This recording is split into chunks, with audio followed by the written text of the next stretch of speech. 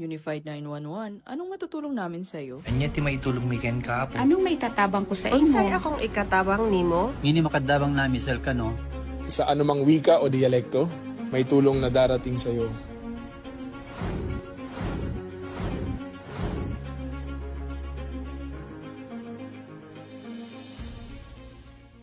Lilingkod sa bawat Pilipino at magbibigay ng tamang impormasyon para sa tahimik at maayos na Pilipinas. Police News Network, alagad ng batas, tagapagtaguyod ng balitang pulis, sandigan ng mamamayan, patnubay ng katotohanan. La Campo Crame, maghahatid ng pinakahuling kaganapan at nagbabagang balita. Ito ang PNN Police News Network. At ngayon, ang inyong mga tagapagbalita. Magandang araw, bagong Pilipinas. Ako ang inyong alagad ng batas, tagataguyod ng Balitang Pulis, Patrolman Josel Atienza Sacmar mula sa Regional Community Affairs and Development Division ng NCRPO. Maghatid sa inyo ng tamang balita, kwento ng pulis at serbisyo para sa mamamayan. Ito ang PNP News Online, ang pangunahing balita ng Police News Network. Alagad ng batas, tagataguyod ng Balitang Pulis.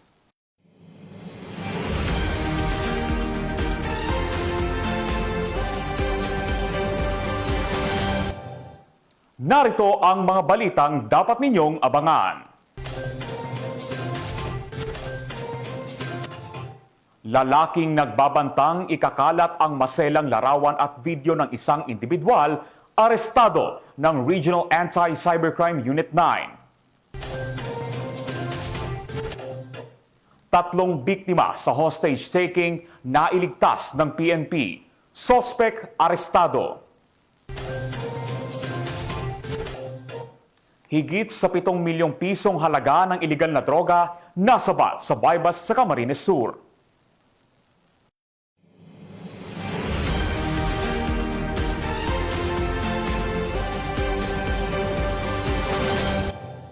Narito ang mga balitang hatid ng ating PNN correspondents mula sa iba't ibang panig ng bansa.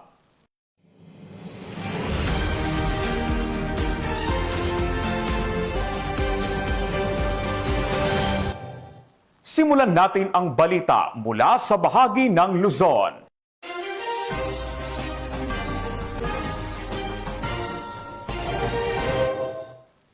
Lalaking nagbabantang ikakalat ang masiselang larawan at video ng kanyang biktima, arestado sa entrapment operation ng Regional Anti-Cybercrime Unit 9 sa Zamboanga City. Ang buong detalye ng report ay mula kay Patrolwoman Mary Grace Artizuela. Walang palag ang isang binata nang ito'y arestuhin ng mga tauhan ng Regional Anti-Cybercrime Unit 9 matapos itong ireklamo ng biktima dahil sa pagbabantang ikakalat ang kanyang mga masiselang larawan at video kung hindi ito papayag makipagkita sa suspect. Sa itinakdang lugar ng pagkikita ay agad siyang inaresto ng mga otoridad. Kinilala ang suspect bilang si alias Joe, 19 anyos at residente ng Zamboanga City. Nahaharap ngayon ito sa mga kasong grave coercion at paglabag sa photo and video voyeurism na parehong may kaugnayan sa Cybercrime Prevention Act. Mula dito sa Campo Crame, ako ang inyong PNN correspondent, Patrolwoman Mary Grace Artizuela, nagbabalita para sa Police News Network, alagad ng batas, tagataguyod ng Balitang Pulis. Maraming salamat, Patrolwoman Artizuela. Eastern Police District. Pinarangalan ang 12 retiradong PNP personnel at 3 non-uniform personnel sa Salamat Kapatid Program.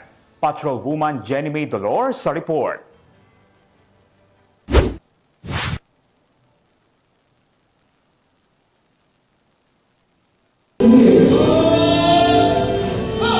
Pinangunahan ng Eastern Police District ang seremonya upang bigyan ng pagkilala at parangal ang 12 retiradong uniform police officer at 3 non-uniform personnel o NUP sa Salamat Kapatid Program. Ang aktibidad ay ginanap sa EPD Headquarters at ito ay pinasinayaan ni Police Colonel Leonard L. Luna, Deputy District Director for Administration, kasama si Police Colonel Aldren S. Gran, Chief District Directorial Staff ng EPD, at dinaluhan ng iba pang mga opisyal ng nasabing distrito, kasama ang mga pamilya ng mga retirado. Layunin ng programa na pasalamatan ang mga veteranong pulis sa kanilang dedikasyon, sakripisyo at tapat na paglilingkod sa bayan at sa komunidad sa loob ng maraming taon. Tumanggap ang mga retirado ng mga plake ng pagkilala at iba pang mga tokens ng pasasalamat bilang pagpupugay sa kanilang marangal na pagtatapos sa serbisyo. Nagbigay naman ng kanyang mensaheng pasasalamat si retired Police Lieutenant Colonel Joseph Y. Aranda sa karangalang makapaglingkod sa bansa at sa mamamayan bilang alagad ng batas. Kanyang ipinabot ang taos-pusong pasasalamat sa mahigit 20 years niyang pagsiserbisyo sa PNP na siyang nagsilbing pangalawa niya ng tahanan at pamilya. Nagpapasalamat ako sa Panginoon natin kasi sa haba ng panahon, nakaabot ako ng retirement na kahit pa paano, nasa maayos na kalagayan, kalusugan. Maging masaya ako kasi mababalik na ako sa mga pamilya ko. Yung mahabang panahon na ginugol ko serbisyo, yung mga oras na wala ako sa mga special occasions, birthday, Christmas man yan, kahit anong holiday, wala ako sa masasabi na magaan ang pakiramdam ko kasi sila naman ang paglilingkuran ko.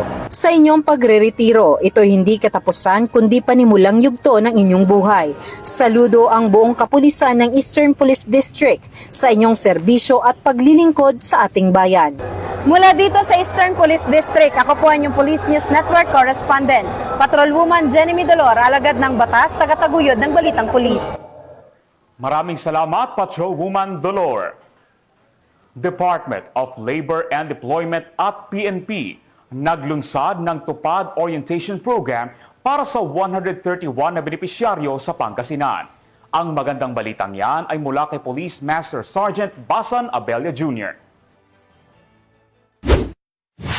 Opisyal na inilunsad ng 104th Maneuver Company Regional Mobile Force Battalion 1 ang Tupad Orientation Program bilang bahagi ng 5-piece impact project na pangkabuhayan alay ng pulis katuwang ang Department of Labor and Employment, Eastern Pangasinan Field Office. Naganap ang aktibidad noong Nobyembre 26, 2025 sa bayan ng Eastern Pangasinan bilang tugon sa pangangailangan ng mga residenteng naapektuhan ng nagdaang bagyo. Aabot sa 131 benepisyaryo ang nakatanggap ng kabuuang 661,550 pesos bilang tulong pangkabuhayan upang muling makapagsimula matapos masalanta ang kanilang kabuhayan. Pinangunahan ng programa ni Police Master Sergeant Nick F. Binoya sa ilalim ng pamumuno ni Police Major Ronel K. Balangkod, katuwang si Attorney Charlene B. Lagua, Vice Chairwoman ng 104th Maneuver Company Advisory Council na nagpaabot ng kanilang suporta sa pagpapatupad ng nasabing proyekto. Layunin ng tupad na mabigyan ng pansamantalang trabaho ang mga pamilyang naapektuhan ng kalamidad at tiyaking hindi sila napag-iiwanan sa prosesong muli nilang pagbangon. Sa pamamagitan ng sama-samang pagsisikap ng DOLE at PNP, lalo pang napagtibay ang ugnayan sa pagitan ng pamahalaan at komunidad. Isang malinaw na hakbang tungo sa mas matatag na kabuhayan at mas maunlad na bagong Pilipinas. Mula dito sa Ilocos Region, ako po ang inyong PNN Correspondent, Police Master Sergeant Robert Abella Jr., alagad ng batas, tagataguyod ng Balitang Pulis. Maraming salamat, Police Master Sergeant Abella. Isang dating miyembro ng Alyansa Manggagawang Bukid ang voluntaryong sumuko sa La Paz PNP. Ibabalita yan ni Patrolwoman Janice Bulahaw.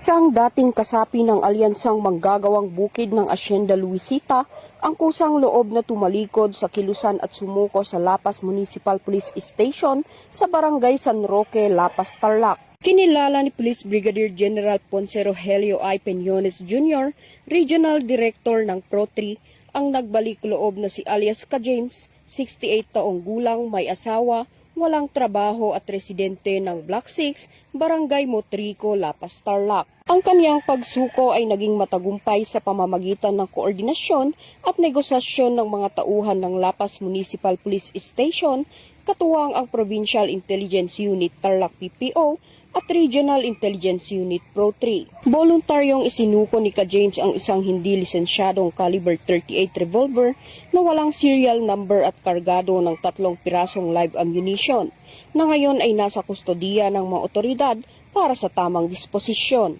Patuloy na isinusulong ng Pro 3 at Tarlac PPO ang mga programa para hikayatin ang iba pang dating kasapi ng mga makakaliwang grupo na magbalik loob, talikuran ang marahas na ideolohiya at mamuhay ng mapayapa alinsunod sa layunin ng pamahalaan tungo sa mas ligtas at mas maunlad na komunidad.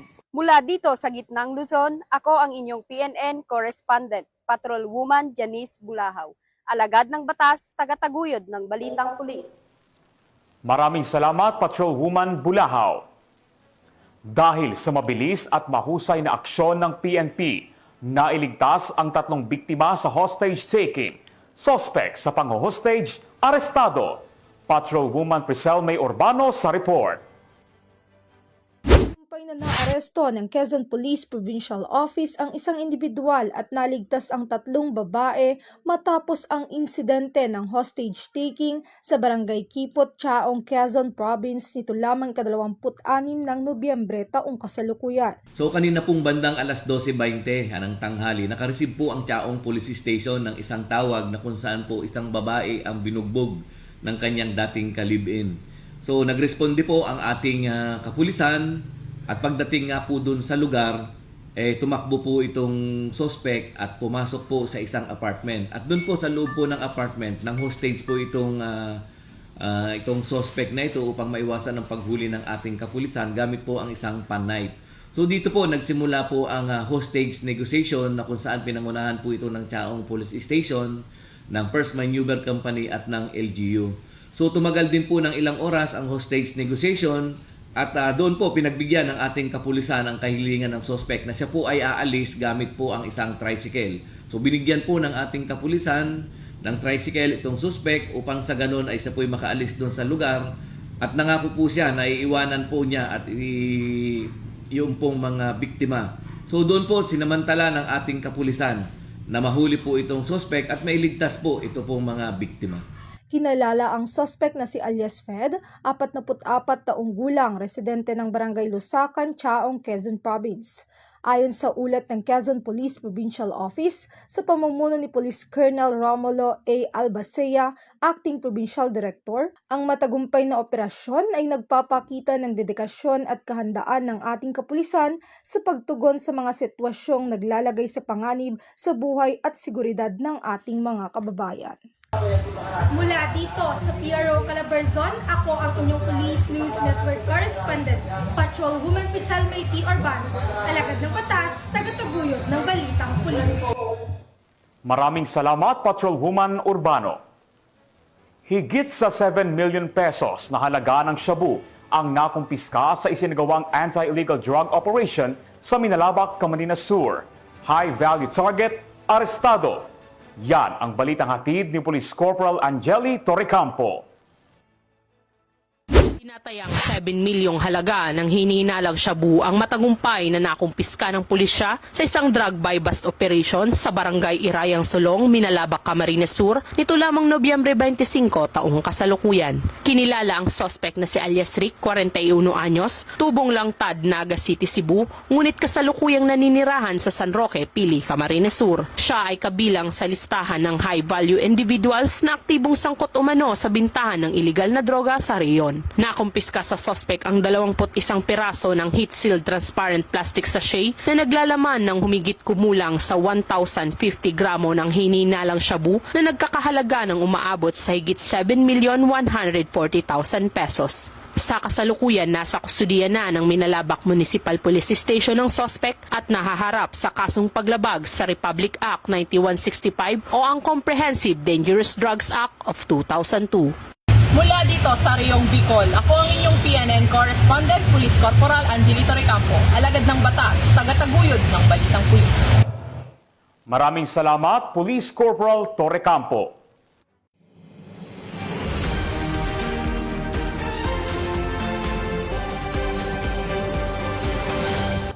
Simulan natin ang balita mula sa bahagi ng Visayas.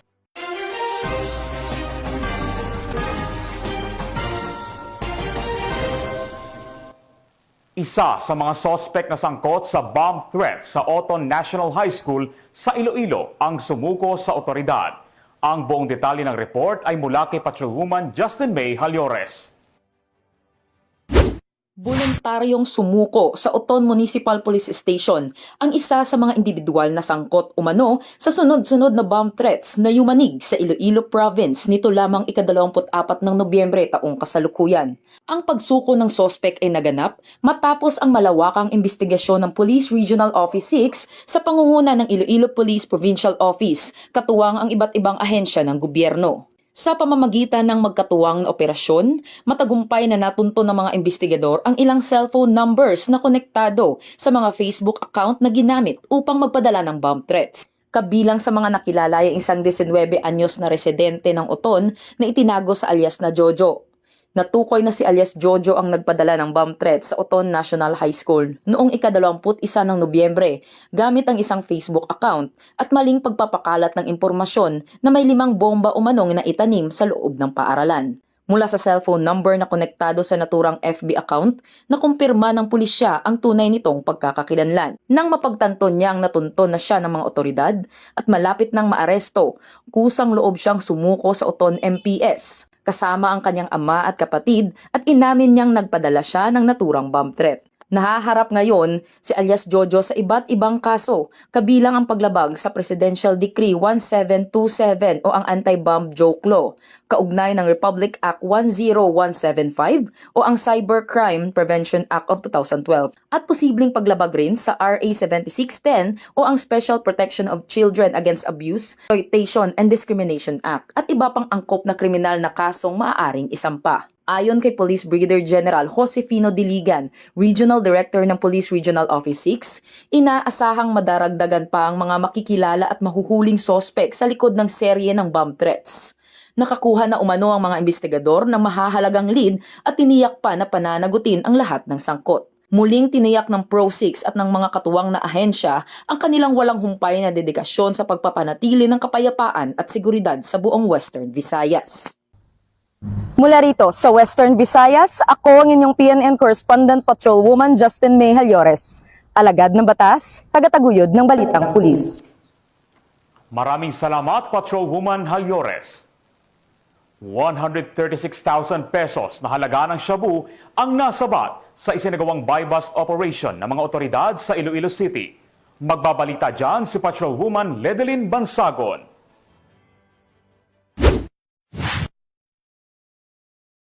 Muling naaresto ang lalaki na kilala sa alias na Nene sa buy-bust operation ng Station Drug Enforcement Team ng Iloilo City Police Station 1 sa Barangay Molliluni City proper bandang alas 8:40 ng gabi nito lamang ika-25 ng Nobyembre taong kasalukuyan. Kinilala ni Police Captain Melchor Tolentino, Officer in charge ng Iloilo City Police Station 1 ang suspect sa alias na Nene, 53 taong gulang, residente ng Zamora Extension, Barangay Concepcion, Iloilo City, at pansamantalang naninirahan sa lugar ng operasyon. Aminado si alias Nene na ito na ang ikalawang pagkakataon na nahuli siya sa iligal na droga.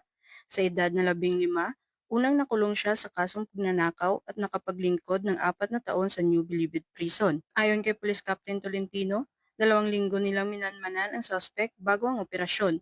Nagmumula naman sa paligid ng city proper ang ibinebenta niyang iligal na droga sa mga parokyano. Dagdag pa niya, tinukoy si alias Nene bilang habitual offender dahil sa paulit-ulit na pagkakasangkot sa krimen at kamakailan lamang nakalabas mula sa BJMP matapos magsilbi ng sentensya sa pagnanakaw. Sa operasyon, nakabili ang mga operatiba ng isang sachet ng hinilaang shabu gamit ang 6,000 pesos na marked money. Narecover din ang 6 na bulto ng shabu mula sa bulsa ng suspect na may kabuuang bigat ng higit kumulang 30 gramo at may estimated standard drug price na 136,000 pesos. Kasalukuyan siya nasa kustudiya ng Iloilo City Police Station 1 at haharap sa kasong paglabag sa Republic Act 9165 o ang Comprehensive Dangerous Drugs Act of 2002. Patuloy naman ang kampanya ng Iloilo City Police Office laban sa illegal na droga upang mapanatili ang kaayusan at kaligtasan ng komunidad. Mula dito sa Police Regional Office 6, ako ang inyong Police News Network Correspondent, Patrolwoman Ledelyn Bansagon, alagad ng batas, tagataguyod ng balitang pulis. Maraming salamat, Patrolwoman Bansagon. Upang mas mapahusay pa ang kakayahan ng kapulisan pagdating sa police operations, nagkaroon ng simultaneous exercise ang mga miyembro ng Cebu City PNP. Tinutukan niya ni Patrolwoman Annalyn Canoog. Ng Cebu City Police Office ang kanilang mas pinatibay na kahandaan sa operasyon sa serye ng simulation exercise bilang paghahanda pa sa nationwide rollout ng Enhanced Managing Police Operations Challenge at simulation exercise na nakatakda sa Nobyembre 27 sa taong kasalukuyan. Sa pangunguna ni Police Colonel George V. Iliana, Officer in Charge, isinagawa ng iba't ibang police units ang sunod-sunod na scenario-based simulations na tumutok sa pagresponde ng bomb threat, pamamahala ng protest rally, hostage rescue, robbery incidents at iba pang sitwasyong nangangailangan na mabilis at koordinasyong aksyon mula sa kapulisan. Layunin ng serye ng pagsasanay na ito ay palawakin at patibayin ang kakayahan ng Cebu City Police Office sa pag-manage ng police operations lalo't na't papalapit ang Kapaskuhan at pagdagsa ng mga tao para sa sinulog 2026. Matapos ang bawat simulation, isinagawa ang masusing critic at assessment upang matukoy ang lakas, kahinaan at mga aspetong kailangang paigtingin. Bagamat simulated lamang ang mga senaryo, binigyang diin ng Cebu City Police Office na ang lahat ng ito ay tinitingnan na parang totoong operasyon. May pinakamataas na antas ng focus, disiplina at determinasyon upang matiyak ang kahandaan sakaling magkaroon ng aktwal na insidente. Hinikayat ng mga kapulisan ang publiko na makipagtulungan sa kapulisan sa pamamagitan ng maagap na pag-uulat ng anumang kahina-hinalang kilos, tao o bagay upang masiguro ang kaligtasan ng lahat. Mula dito sa Cebu City Police Office, ako ang inyong Police News Network Correspondent, Patrolwoman Annalyn N. Canoog. Alagad ng batas, tagataguyod ng Balitang Pulis. Maraming salamat, Patrolwoman Canoog.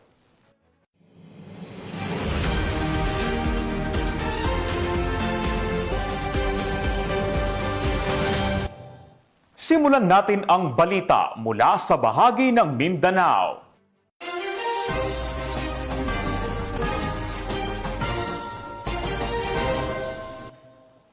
Walang takas ang isang drug suspect sa isinagawang buy-bust operation ng PNP Bukidnon. Ito ay bahagi ng puspusang operasyon ng PNP kontra ilegal na droga upang mapanatili ang tahimik at maayos na komunidad. Magbabalita dyan si Patrolwoman Riza Sahonia.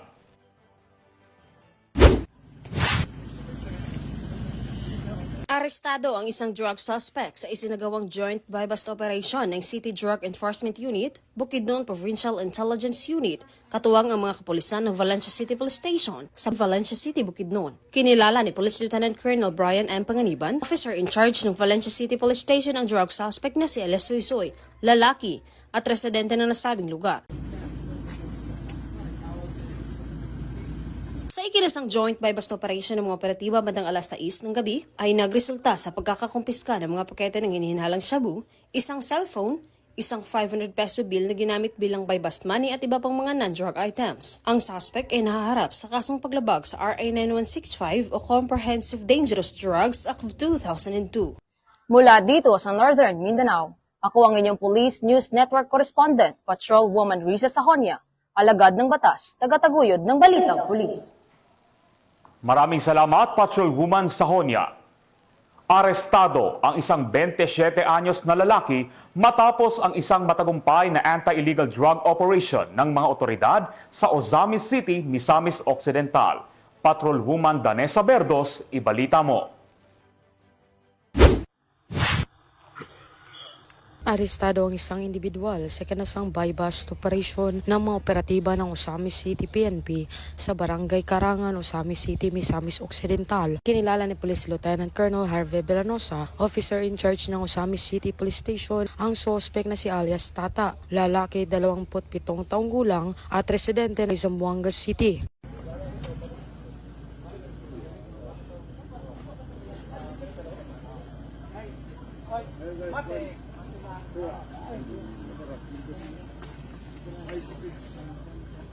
Sa ikinasang drug buy-bust operation ng mga operatiba ng Ozamis City Police Station ay nasamsama ang mga pakete ng hinihinalang shabu at isang 500 peso bill na ginamit bilang buy-bust money at iba pang mga non-drug items. Nahaharap ang suspect sa kasong paglabag sa RA 9165 o Comprehensive Dangerous Drugs Act of 2002. Mula dito sa Police Regional Office 10, ako ang inyong Police News Network Correspondent Patrolwoman Danasa Berdos, alagad ng batas tagataguyod ng Balitang Pulis. Maraming salamat, Patrolwoman Berdos. At mga ka-PNN, 28 days na lang, Pasko na!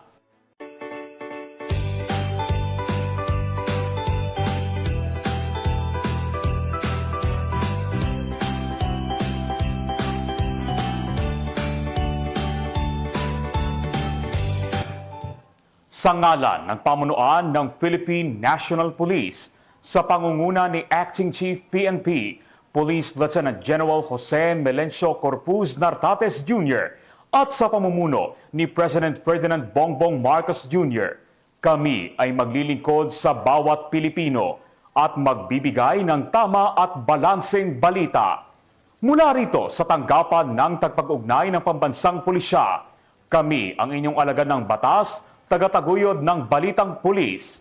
Ako ang inyong tagapag-ugnay, Patrolman Josel Atienza Sacmar mula sa Regional Community Affairs and Development Division ng NCRPO. Maghahatid ng tamang balita, kwento ng pulis at serbisyo para sa mamamayan. Ito ang PNP News Online at ito ang bagong PNP para sa bagong Pilipinas. Serbisyong mabilis, tapat at nararamdaman.